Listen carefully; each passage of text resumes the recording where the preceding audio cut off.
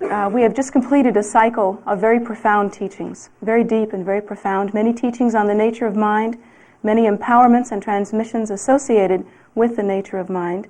And one thing I know for certain about students, particularly my students, but I think students in general, is that we have a realistic absorption level, that once we reach that level, we sort of glaze over and look a little bit like Christmas dinner,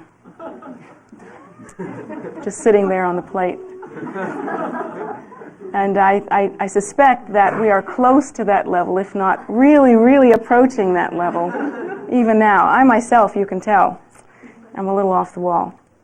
But that happens. My concern today, however, is to utilize this time effectively to make what I call another glue teaching or cement teaching, kind of fill-in-the-cracks teaching.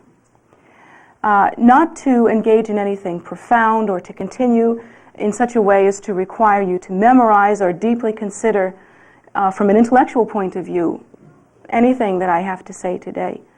That's not what I'm going to offer today. What I would like to do, however, is to help you to turn your mind or soften your mind or posture your mind in such a way as to assist you in utilizing and in going forward to practice what you have learned recently.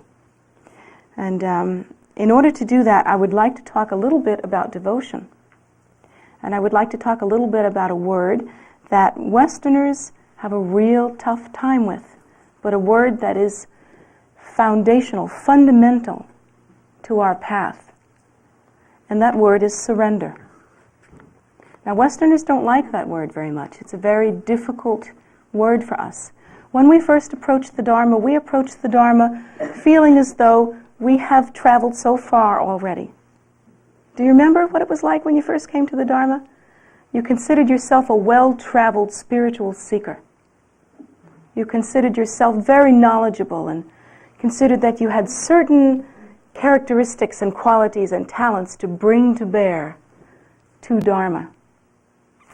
And you thought that this would be a nice addition to what you already knew spiritually. Or perhaps an appropriate next step in that it's very exotic, in that it has all the trimmings and the hallmarks of something that looks very advanced. And so being as wonderful as you are, this is a good next place to go. Actually, that's not the best posture to have when you approach the Dharma.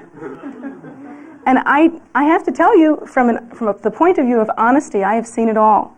I have seen people come into this Dharma center where really pure practice happens. Even though I appear very non-traditionally, we practice in a very traditional way and a very pure way.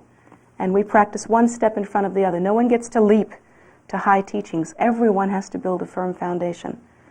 And we have traditional lamas and traditional methods and all of the proper technologies, and everything you see really is according to the book.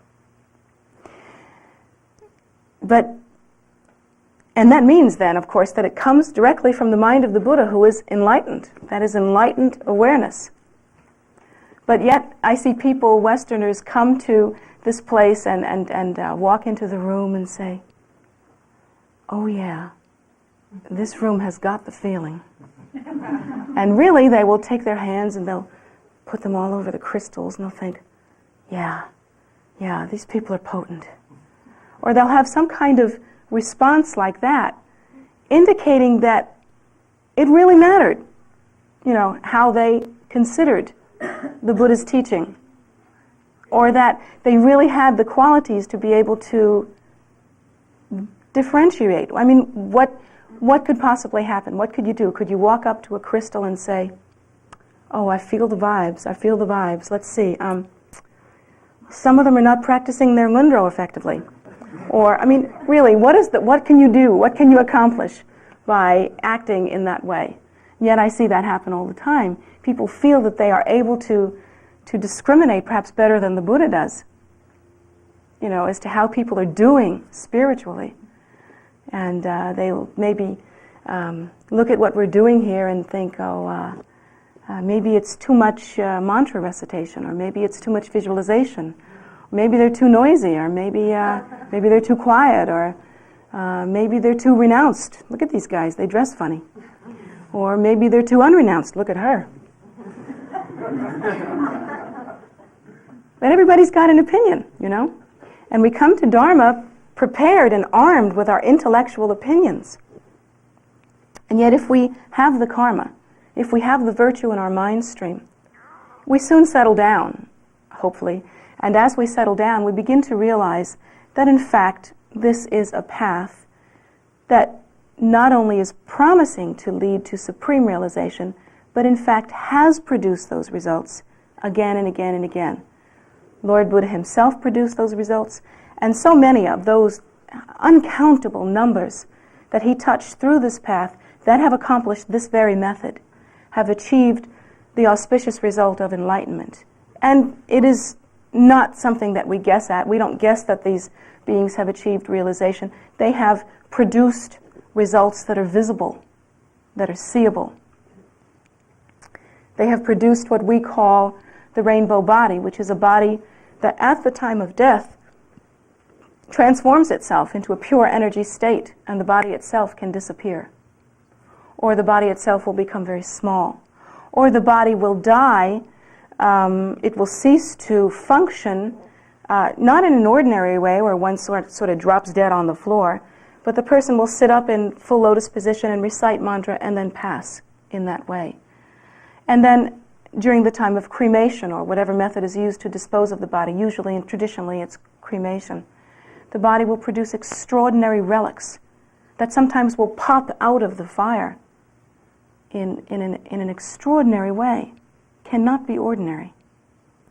For instance, I have a bone relic, and I don't say this to brag to you, but I have a bone relic from a Lama who passed and who was a Lama from our lineage. And at the time of his cremation, the fire was extraordinarily hot. And it was able to burn because although it was during the monsoon and rain was all around, in the area of the fire, there was no rain. It was perfectly dry. And yet you could cross just a few feet and there would be rain, a sheet of rain falling down. But his fire burnt beautifully. So the fire was very hot. And everything of his body was cremated thoroughly. The bones, I have the bones, they are extremely charred to the point of ash.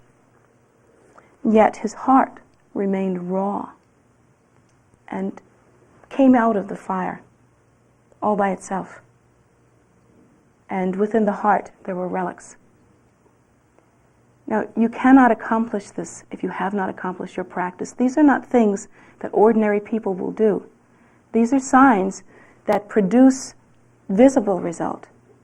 And surely we know that that Lama will return in some form as to be of extraordinary benefit to sentient beings. There are many stories of different parts of the body that is being consumed with flames, popping out of the fire or disappearing into the air, proving certainly that that Lama achieved the auspicious result and will certainly appear again in order to benefit beings. Many things like that.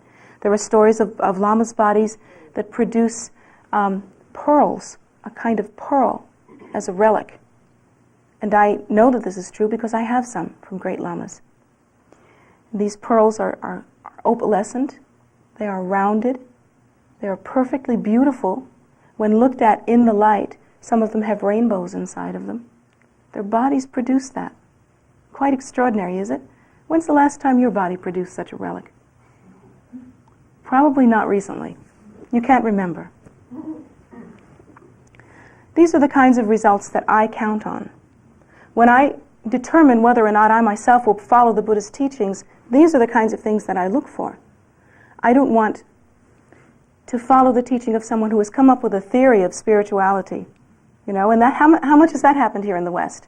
There are so many different practices that one can do, aren't there?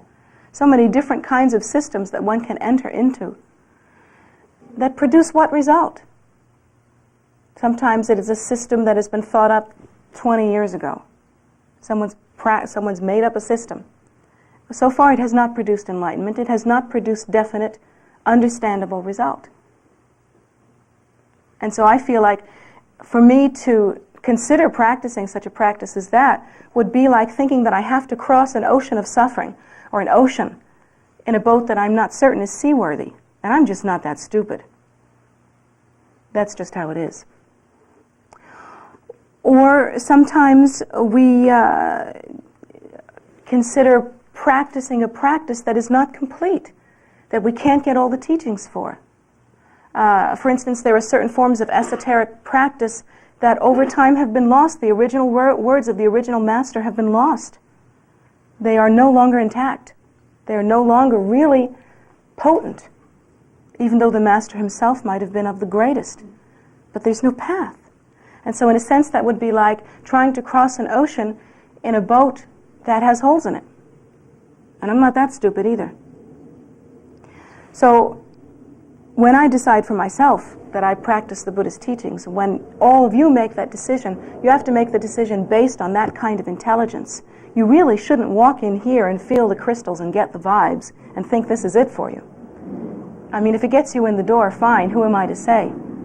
But if you decide you want to practice the Buddhist teaching, you have to practice for a different reason. You have to use your brain. You have to think this through. Because if you come in here and you think, wow, cool place, or looks great to me, or gee, how colorful, or wow, what crystals, or if you have that kind of response, or just that you like the people, I hope all of those things are true. I hope you like all of those things. But that kind of response will not get you through the dry times, and there will be dry times. That kind of response will not cause you to practice diligently every day of your life in order to achieve the supreme result. With that kind of response, you'll have the option of practicing or not practicing, according to whether you feel like it or don't feel like it. On the days that you feel like it and you can get the vibes, you'll practice. But will you practice with understanding? And on the days that you don't feel like it and you just can't get it together and you're not in the mood, you will not practice. No, those are not the reasons to practice. You should practice because you know that you are in fact in an ocean of suffering, and that there is only one cessation of suffering, and Lord Buddha has taught that that cessation of suffering is enlightenment. That is the only end. And we'll be duped. Don't you have great days? Don't you have days that feel fabulous? Don't you have experiences that feel like nothing could be better? This is primo. Don't get fooled. There are no such experiences, because within each one of those experiences is the seed of its end. If it has the beginning, it must end. And anything that has gone up will come down. Anything that is made hot will become cold, and vice versa. Nothing is permanent. Nothing is to be believed according to what we feel. But we are constantly duped by what we feel. If it feels good, we'll do it. And we try to rely on our intuitive capacity. Oh, it felt good to come here, but now it no longer feels good to stay. Well, big deal. What's so impressive about that? That you can feel? You are a sentient being. By definition, that means a feeling being. You will feel hot and you will feel cold, you will feel good, you will feel bad, you will feel holy, you will get the vibes, and then you'll go right straight down and feel like nothing. All of those things are part of your experience. And you know that. So when you practice, you have to practice with intelligence, considering that it will not always feel like the right thing to do. You will not always be in the mood. You will not always want to practice. But one thing I can promise you is at the time of your death, when you get ready to enter into the bardo and the consciousness is about to expel from your body, when you know that according to the teaching you will see the content of your mind stream, you will recognize or not recognize the content of your mind stream, and thereby have whatever experience in bardo you are qualified to experience. At that moment, you will never say, gee, I practiced too much. Or, darn, I wish I hadn't practiced so much. When you realize that all of the emotional experiences and wonderful things that have happened to you, relationships and things that you can have and food that you can eat and places that you can go and adventures that you can engage in, that all of those things that you have collected cannot go with you, cannot enter into the bardo with you, that they are nothing when you enter into the bardo, that they are utterly meaningless, that there is no context by which they can accompany you. And even all the relationships that you put so much energy into, unless that is the relationship with your own root guru, bingo, you go alone into the bardo. And that's how it is. When you experience that at the time of your passing, you will never say, I wish I had yet another pair of red shoes.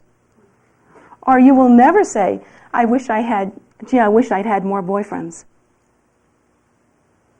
These are not the things that you will be thinking of. You will be realizing that at the time of your passing, your perception and your direct experience from that perception is naked. Absolutely naked. That what you have accomplished within your own mind stream, the level to which you have purified your perception, the level to which you have understood the nature of your being, your true nature, your primordial wisdom nature, the extent to which you can, the capacity that you have to actually recognize the natural state and become awakened to that state, to that extent, you will achieve realization in the bardo, that you will have success in the bardo. Otherwise, quite frankly, the bardo will be frightening. How is it that the bardo is so frightening? Think about that for a moment, just for a moment. Well, it's like this. Here in our physical environment, there are certain generalized characteristics about our physical environment that are across the board. They are our commonality. They are our, in a sense, our group karma, if you will. Certain characteristics about this physical realm. And that is that there is a certain lag between cause and effect in the physical realm. Now that lag is a lag of time and experience, and it varies. For some people, due to their karma, there is an enormous, instant karmic ripening. For instance, hasn't this happened to you where you have thought, I really dislike this person. I really don't like this person. In fact, I think this person is a real nerd. I hate this person. I don't like this person. I never want to see this person again. And bingo, you step into a train or something, and there's that person right in your face. Haven't things like that happened to you? And you know, intuitively you know that there is some connection between the things that you said in your mind, the thoughts that you had, and your seeing of that person. Or you have stated categorically that you would never do something again, no matter what. That it was non-virtuous, and you're finished with all that, you'll never do it again, and you really don't see why other people still do things like that. And within 2 weeks, you're back in the saddle again. We've all had experiences like that. And they've made us eat crow. We've seen things ripen. We've seen experiences where we have taken from a person, and then the karma for that has ripened, and we have needed something from that same person, and they have not been able to return to us, to give us what we've needed. It can happen very quickly. Unfortunately, we get duped by karma in that often it does not ripen quickly. It can take 2 weeks, and then we forget. We have very small memories. Or it can take a year, or it can take 10 years, or it can take 20 years, or it can take 10 lifetimes, or it can take 100 lifetimes. And of course, under those conditions, we have no memory of anything that has passed before. So we have no sense that cause and effect relationships are infallible, that they absolutely work out perfectly. We have no sense of that. And so having no sense of that, we have no sense as to how we should conduct ourselves, as to how we should practice. And we have no real sense of the limitations or the problems associated with cyclic existence. But in the bardo, that isn't true. In the bardo, once karma ripens immediately. Do you realize that? In the bardo, if one comes to the state of cognition, or the state of appearance, which is one of the steps in Bardo. At that point, the content of one's mind stream is displayed like a movie on a projector. But it's like a hologram more than a projector in that we are there. We know that we are not looking at a movie. It seems to us very real. So that if within our mind stream we have a great deal of selfishness, that selfishness will ripen as some kind of bone-crushing desire that will sweep us away and render us impotent to do anything other than respond with desire. Or if we have a great deal of hatred within our mind stream, that hatred actually appears as some frightening, wrathful deity, some horribly frightening, wrathful deity in some form with fangs and horrible characteristics that we will respond to with fear and shirk away from, not understanding that in fact this is an emanation of our own mind and our own qualities, and therefore, if that is true, must also have the innate nature of Buddhahood, as our own mind does. We will respond instead with fear, rather than recognizing our mind and moving toward our true primordial wisdom nature, awakening to that. And that, of course, is the suffering of the Bardo.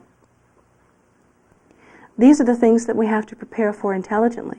To not prepare for these intelligently is like knowing that eventually you have to go through a room that is littered with furniture and littered with obstacles, things that are sharp and pointed and perhaps could produce injury, things that are all over the floor, uncountable, insurmountable obstacles, and thinking that because it is a frightening thing to do, or an effortful thing to do, I should say, thinking that we should go through that room with our eyes closed and the lights off.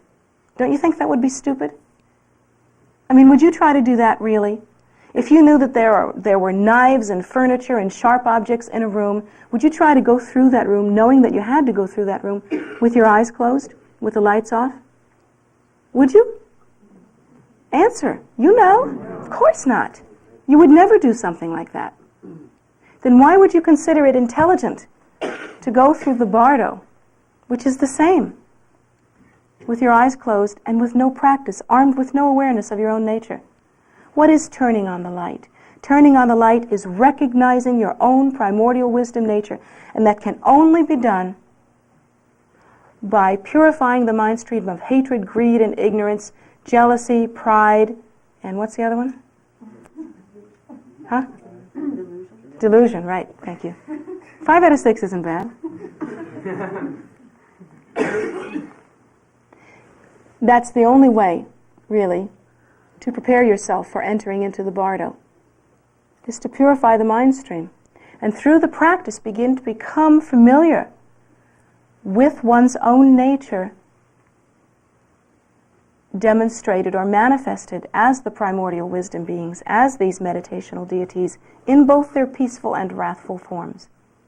But mostly to learn to abide spontaneously in one's own true nature, so that when the elements dissolve, so that when the body actually lets go and the consciousness leaves the body, when it actually begins to move through the Bardo experience, actually that's not a good way to put it, but when it actually begins to experience its own display, which is probably a better way to put it,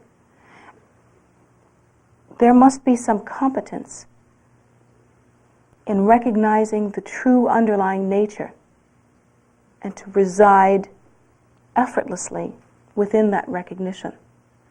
If one does not accomplish that practice to some degree, then one will not understand what occurs. There will be no recognition at that time. On the other hand, if one has practiced that way, then at the time of one's death, the recognition will be so deep and so real, so profound. It will be not different from the way a child always recognizes its mother in a crowd. A child that has been with its mother always. With that deep kind of recognition, and that easily, it can occur. But only if one practices. You shouldn't kid yourself about that. It isn't enough just to hear the teaching. It isn't enough to talk about being a spiritual person, and it surely is not enough to come in here and feel the vibes. One really has to practice. One really has to accomplish Dharma in order to achieve the same results as the other lamas have achieved themselves, and also that they have promised us. How can we know? How can we know what to do if left to our own resources? Look at the choices that we've made thus far in our lives. I mean, look at our lives. It's pretty much a mixed bag of tricks. We've made some good choices, and we've made some bad choices. And we have made choices that we've suffered for. And I know Frank Sinatra came out with a song, I Did It My Way. And his idea was that so long as I was willing to take and eat whatever I made, it was okay to make it. Well, that's crazy. And you know that's crazy. Because he hasn't eaten a half of what he's about to eat. He hasn't even scratched the surface of his dinner. And you have to think about karma ripening in a very long way. And you have to be skillful in accomplishing your life in such a way so that it is a benefit to you and a purification, rather than something you have to return again and again and again and only to experience the karma from. Every moment of our lives now, we are creating causes. What are the thoughts you're having in your mind right now? I can almost hear them. Some of you are receiving the teachings very well, and some not.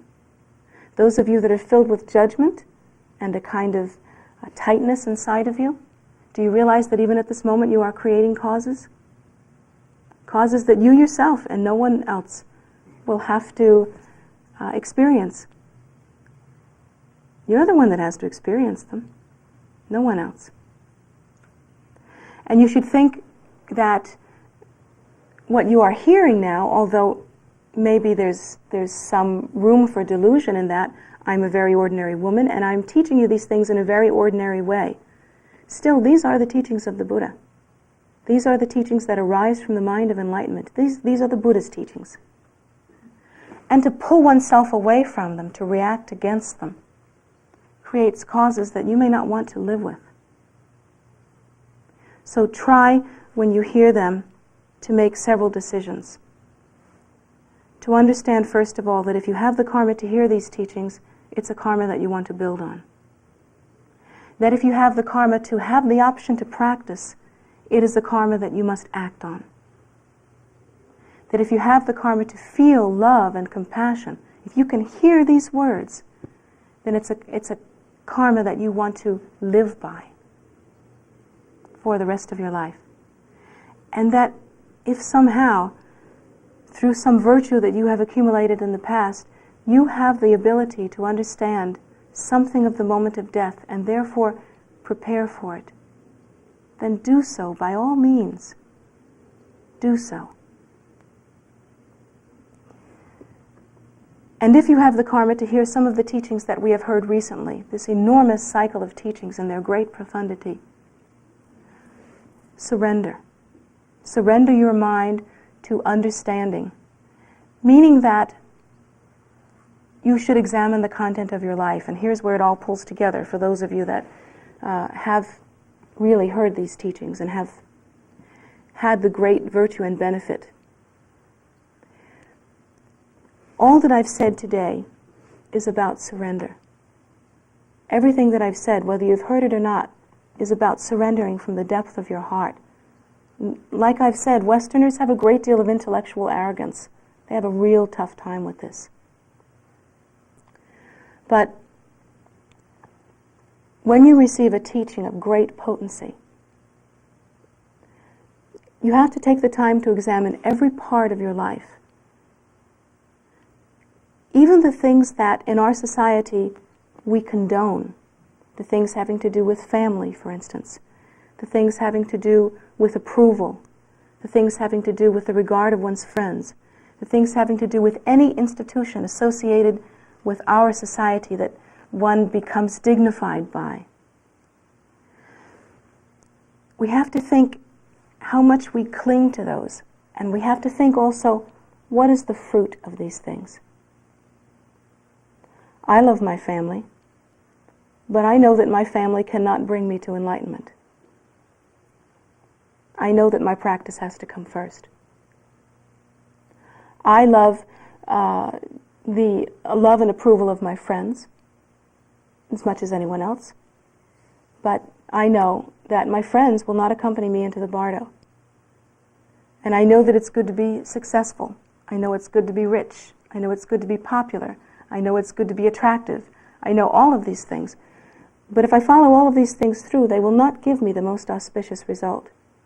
And so in my mind, I feel that I must surrender completely to those causes in my life which will produce the ultimate result. Not because it's emotionally magnificent to surrender, but because it's smart. And one has to be practical about these things. In that sense, that kind of surrender is a very practical idea. One should surrender to one's teacher. Who else but one's guru can accompany one through the bardo? One has to surrender utterly and completely, holding nothing to oneself. One should never say, I'll give my guru this much and my friends this much, or my family this much. It should never be like that. Because if it's like that, what have you got? What do you have?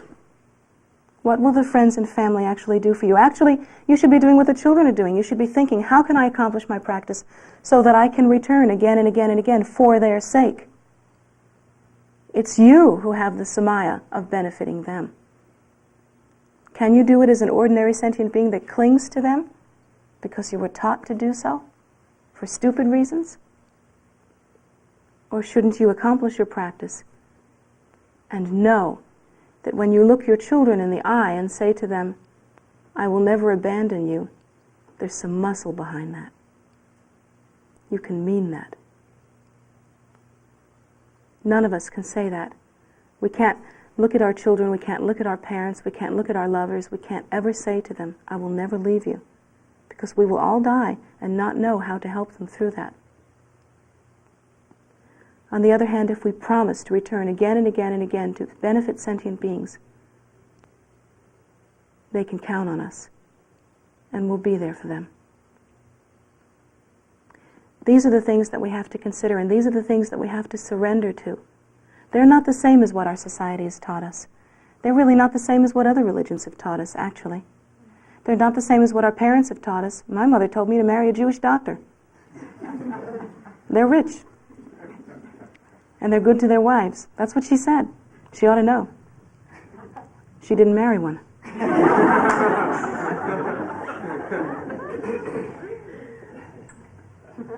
So these are not the values that we grow up with. But these are the values that the Buddha teaches. And they are potent. They are life-changing. And we should surrender to them utterly. Because really, in truth, there is nothing else of any real value in cyclic existence. Think it through. There are millions of things that you are still clinging to. What are they? Isolate them. Follow them through. What will they bring you? And ultimately, will you be empowered? Will you be able to return in order to benefit the very ones or situations that you cling to in a real way? Therefore, surrender to your practice. Surrender to those pure lamas that can actually bring you the path in such a way that is palatable to you and that will actually cut through, will reach you to the core of your being. Surrender utterly. And the first thing that can go in your surrender is the intellectual arrogance that causes us to dislike that word. Of all the words that one can practice, it is by far the most beautiful and most profound. So think in that way. Think of the value of sentient beings. Think that although we are all equal, and the Buddha teaches that we are all equal, there are many of them and only one of us. And surrender to that as well. Think of their well-being. So I hope you take these thoughts and use them as ways to continue your practice with what you've learned during this cycle of teaching. And for those of you that are new, I hope it wasn't too much to swallow all at one time. But if you really practice surrender, it'll go down easy. Nanda.